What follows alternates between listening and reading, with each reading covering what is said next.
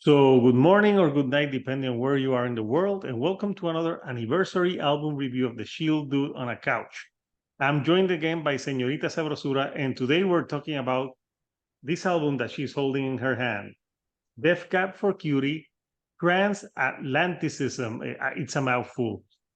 So, this album turns 20 years old on October 7th. And I can tell you that I'm sure that this was a hot topic album favorite where Maddie worked there. So first of all, Maddie, how are you tonight? I'm good. I'm good. But actually, I worked a hot topic in 2005. This came out 2003, 2 years before. You you were there for Plants, which was in Uh, 2005. yeah, exactly. But I was there to buy it. Yeah. And I have a funny story about Death Cab for Cutie. So back when this came out, I was in my full macho blown, I'm more metal than you phase. So I didn't listen. I was listening to like very harder stuff. Uh, Yep. but because in the 90s, I listened to everything more alternative. But there was a time, I think from like 2001 until 2007, 2006, 2007, that I was like more like metal. It had to be the hardest thing. Don't tell me you were on the Limp Bizkit era. I have a soft spot for Limp Bizkit, but no, I'm talking about like the Lamb of Gods, the Mastodons, the Okay. hard like the metalcore.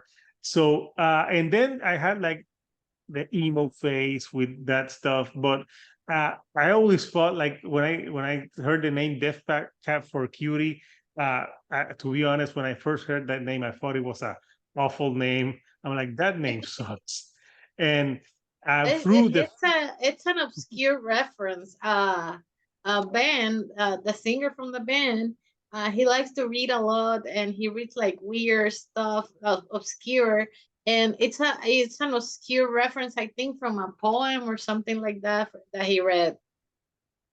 Yeah, but like throughout our friendship with you, you've really gotten more into them. And you're like, no, listen to more Def Cab for Cutie. And the last few years, I've gone back to my 90s self when I listen to a little bit of everything. Yeah, you So have to be open to listen to everything. yeah, as you can see, I have a channel and I'm wearing a pink shirt. So a lot of people might criticize me that you are not wearing a metal enough shirt. And this is what I would say to them. I do not give a fuck. I wear whatever I want to. So getting back to Death Cab for Cutie. So yeah, I've gotten more into them throughout the years. We reviewed their last album here on the channel. I'm going to post a link somewhere for people that haven't seen that album review. But yeah, while getting into them because of you, I think that this album, Transatlanticism and Plants, are my favorite from them. And I think are their most famous albums uh, Yeah, to yeah, they have been very successful. And I think this album took them to the mainstream. Uh, but this album is it's one of the fans' favorites. yeah. Um, And I know that you saw them recently at Riot Fest, right? yes, they are on tour right now. Uh, Playing. It's a 20-year anniversary tour for this album, Transatlantism, and the 20 anniversary of Give Up by the Postal Service. Same singer, two different bands. He's a busy man. And Yeah, it was great because he played the whole album at Riot Fest. They do this anniversary every year with different bands, and they play the whole album. So this year it was Deca for Curie and Postal Service, and they played the whole album. It was great. Like I wanted to listen to this album live. no, I'm sure it was a great experience. And this was their their final album in a independent like record label. And after this, they went huge, Yep. more mainstream.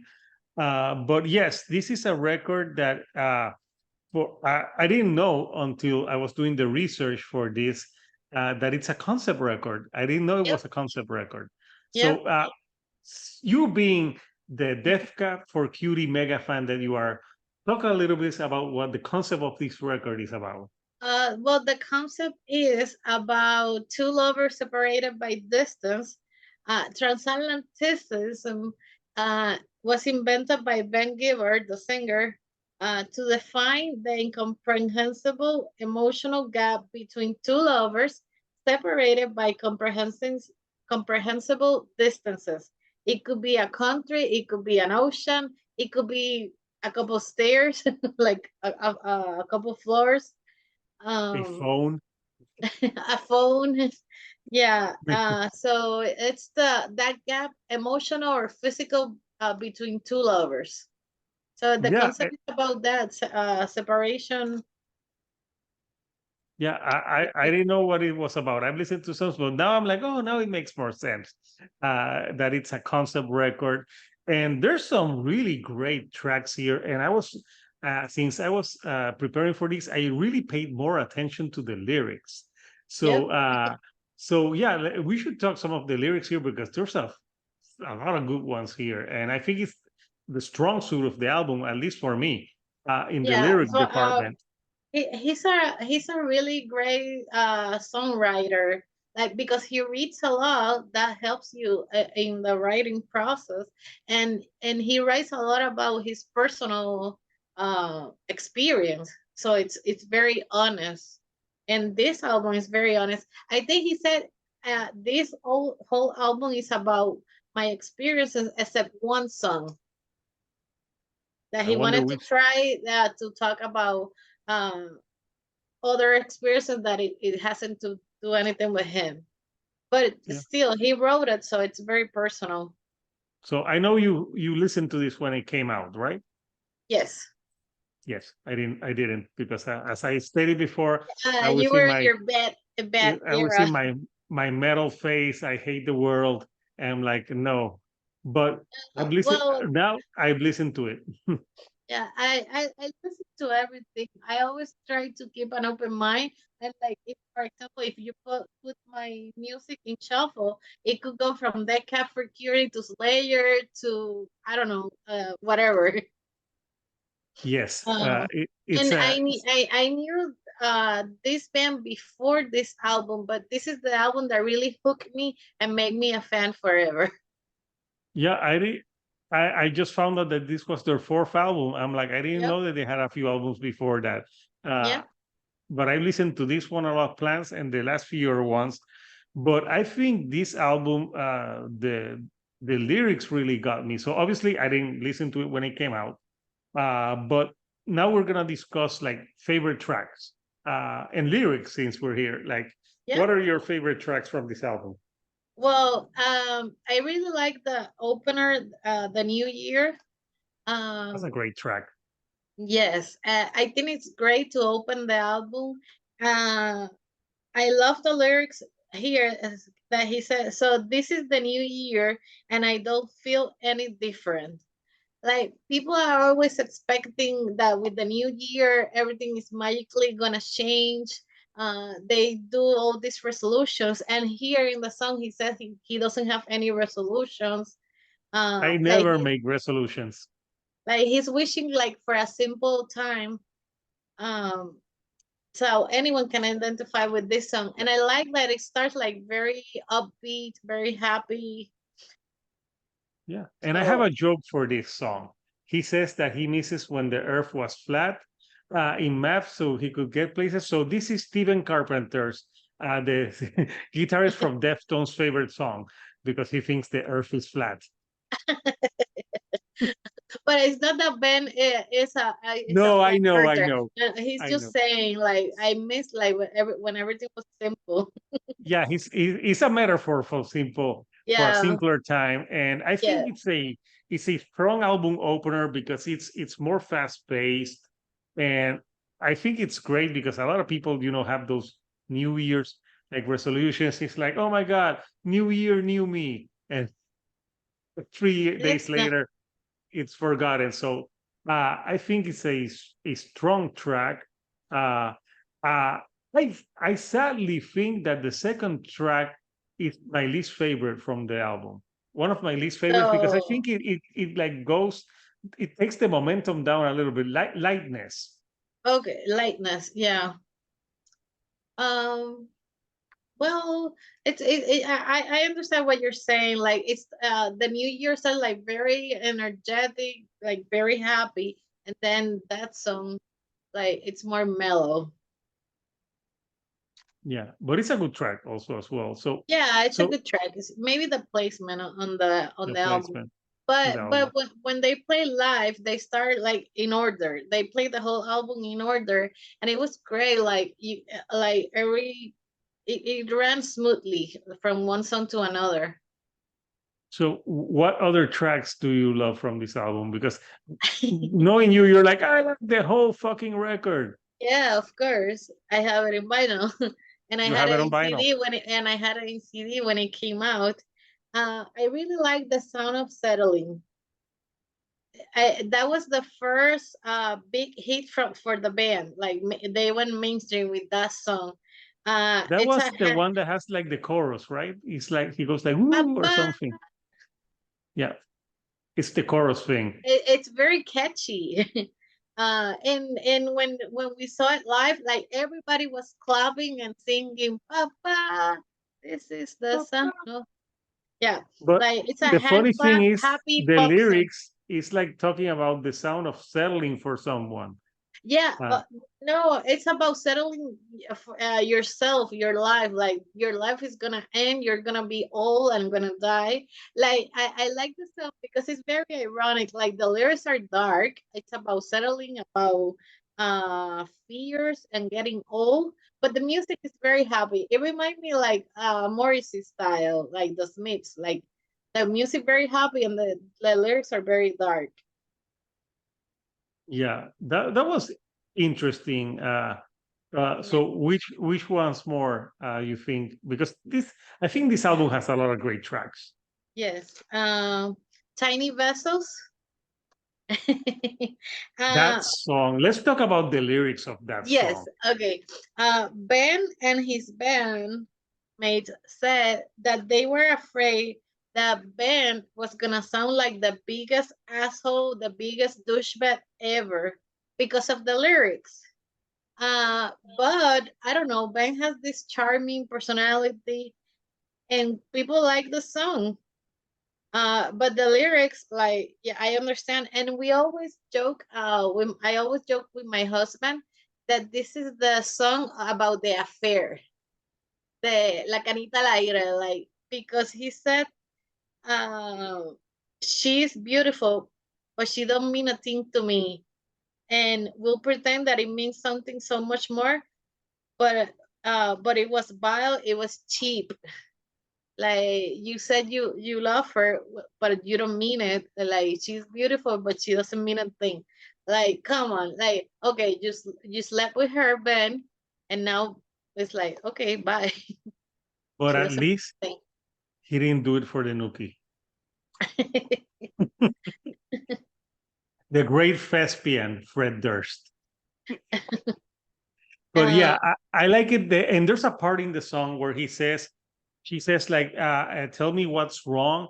And he's like, he says like something like, there's a lot of things wrong, but this is the time or the place, or like, damn. And I thought that was like a wow. It was like very good lyric. But yeah, yeah, I feel the same way. I think it's maybe, I don't know if it's about like what you say, like an affair, but maybe someone that in the heat of the moment, and even though they're beautiful, there's not that love connection. yeah, And and maybe why is it called tiny vessels? Because it's like something that's like a vessel is something that maybe passes through, and maybe tiny because it was a short time yeah, and it didn't mean a thing. and didn't mean a thing. Yeah. Of course, I like the transatlantism. It's a 8 minute slow burn, great build up, but it has a great release. It's like very filled with emotions. The And piano on that track. the piano, yeah, it's like going on. It's a complete build up, and then the release, you hear the sirens and the chorus, like, I need you so much closer. You know what? That's kind of a douchebag move from Ben. From Tiny Vessels, he goes to this song. um, yeah, what do you think about that song? I think that's a very beautiful love song. I like how it takes its time because Yep, it's a slow burn, and when it goes like da-na-na, da-na-na, that part, I'm like, and when he goes, "I need you so much closer," I'm yep, like, I'm like, yeah, it's very I think it's sometimes people would say like because he says I need you so much for sometimes they could feel like, oh, I get bored from it, but no, it never gets boring. no, I think because it keeps like when they go like it keeps like building up. And I think since it's called transatlanticism, what I interpret the lyrics to be is like his lover is far away, and yep, I feel that they're getting closer as the music keeps getting louder. At least that's how I yeah. interpret it. It's a great song for rolling, For who? for rolling, For Raleigh. Okay. rolling, Nice. rolling. Like, yeah.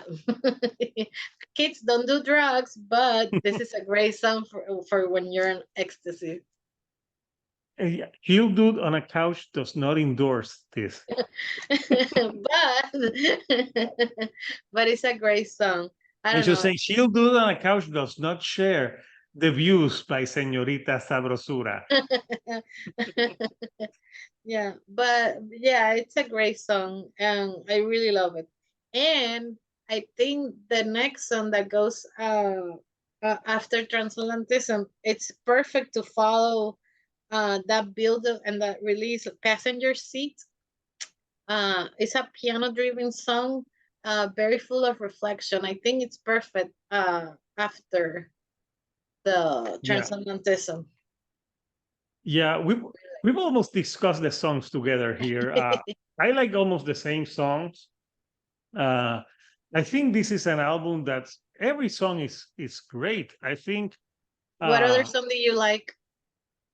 I like Expo 86 and title and registration as well. I really love title and registration. The lyrics, like he's saying like he went to get something out of the car, like the title and registration, and it has like something else that remind her of someone. Um, like it could happen to anyone. Like sometimes you put there on your car stuff and forget about. You're like, oh yeah, here's that picture of that ex from 5 years ago. You're like, I hope she's okay. Mm, but but yeah, I think I like now. I think I enjoyed this album now more than I read what the concept of the album is about. Because it's you can enjoy it without knowing it's a concept record. But I think when you listen to it, knowing that it's a concept and it's about different types of like love from afar or maybe a fight, I think it makes the album, I think, brilliant. And I yeah, think besides this one and Plans, uh, I've I don't know which one is better because I think both are great. Uh, both. but I but maybe we'll do a plans when it turns 30 as well. Yeah. But yeah, I also like the closer of the album, A Lack of Color. yeah, it's That's a beautiful song. I don't know why, but I always like get like it always struck something in me. I would recommend that this is an album that you need to listen to with some Kleenex nearby.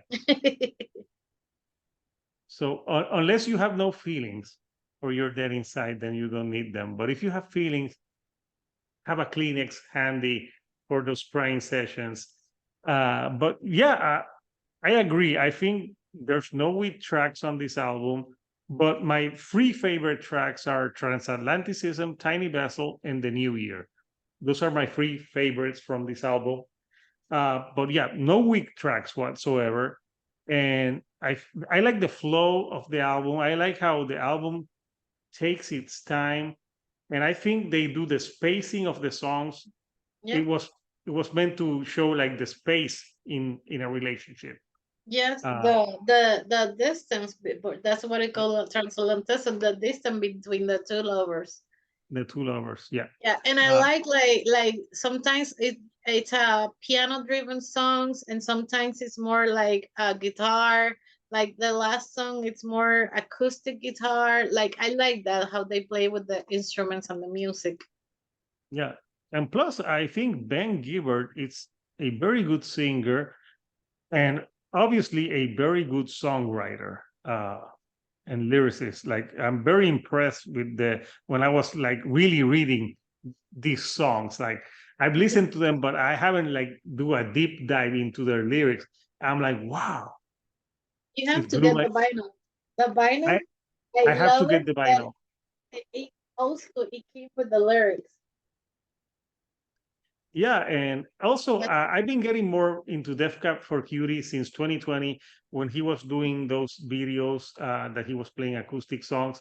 Plus, you wouldn't shut up about them. You're like every time like listen to Def Cab for well, Cutie. I'm like, Ben Giver saved us on and at the beginning of the pandemic.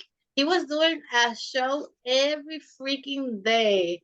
I Like, know I was wow, that's watching them. commitment. And he was sick at the beginning. Uh, and he was like doing show the first weeks he was like every day, and then he was like every week, and then every other week, something like that, until he ended because he had to go back to his life. And but he saved us like at the pandemic, like we were on lockdown, like he saved us Nice. from No, boredom. I remember watching because you told me, oh, you need, and I watched them, and yeah, they were pretty cool. So 30 years, sorry, 20 years 20. later, 20 years later, how has this album held up? I think it's we don't know what you're gonna say. Yeah, of course. It's a very beautiful and emotional, very honest album. For me, it's a 10 out of 10. I don't care what other people think. It has held up like very good. And seeing it live, like wow. Like Yeah, so if you have the chance to see this band live, do it. and maybe I'll wear I will wear a shirt that says "I love you, Ben Gibbard." You wouldn't be the only one, No, believe probably me. he'll be like, there's like 500 shirts that say this. Yeah. But yeah, And I so like it. I like this album because it was the four, but it was like showing a more mature, more complex side of the band, and they keep like growing and being a better band. yeah. So I gotta say, for me, 20 years later, I didn't listen to it when it came out, but I've gotten more into the band the last few years. And reading the lyrics to get to prepare for this, I was really, I didn't, I hadn't realized how good lyrics this band had, Yep. especially on this album and the plans. The lyrics here for these songs are they're just amazing, and I think they he captured the concept of like lovers apart in many Yep. ways so flawlessly that this is a timeless record. I think you can listen to this record Yes. like 50 years from now, and human beings will still have these issues. Like, so Yeah. it's a universal thing. And honestly, what do I think of long distance relationships? I think the four people are happy. They suck. They Yeah, suck. I don't This believe. relationships suck. No, no, I don't believe in long distance relationship. But yeah, uh, I have to agree. Thank you, Señorita Sabrosura, for making me listen to Def Cab for Cutie more Yeah. because this is an amazing record, and I'm gonna get it on fucking vinyl. Yeah, I want to listen to Transatlanticism on vinyl, Yeah, and that's I'll a have my great song to Kleenex have on vinyl. next to me, and I'll be like, I want you so much longer. and, and I'll sing this song uh, at the top of my lungs. So yeah, great album. So we want to hear from you guys. What do you think about Death Cab for Cuties Transatlanticism? What are your favorite memories of listening to this record? Uh, how many Kleenex did you went while listening to this record? This is a great breakup record as well, I believe. So, but yeah, it's a very emotional record, and I think that it's a modern classic that is 20 years old. And it came out, I think it came out at the right time because 2003 was that time where emo was kind of taking over. And Death Cab for Cuties more But indie rock. Mhm. yeah, you know that this band, they didn't classify as emo. It was more indie rock. Indie rock. You know why? Because they didn't wear that stupid eyeliner.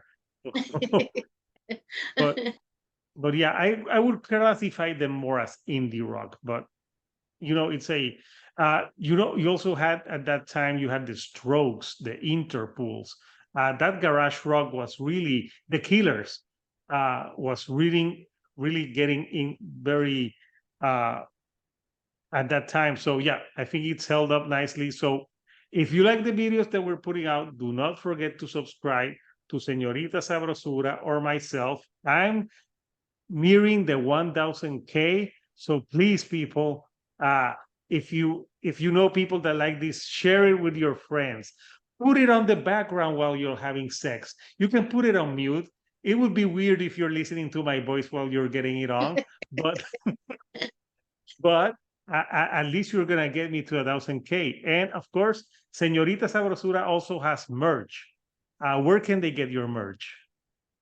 Instagram sabrosura.r. And it's near Halloween, so she'll have some Halloween merch for you guys. So Yes. come on, go and buy some stuff so you can get festive.